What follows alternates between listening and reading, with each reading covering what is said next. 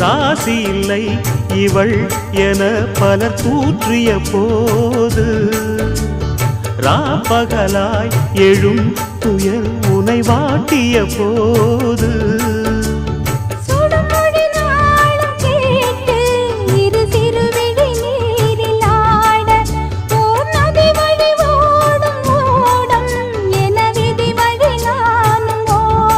போதும் போதும் வாழ்க்கை என்று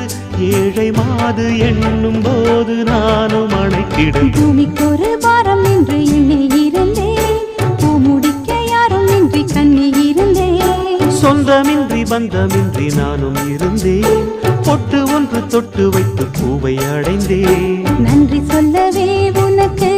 என் மன்னவா வார்த்தை இல்லையே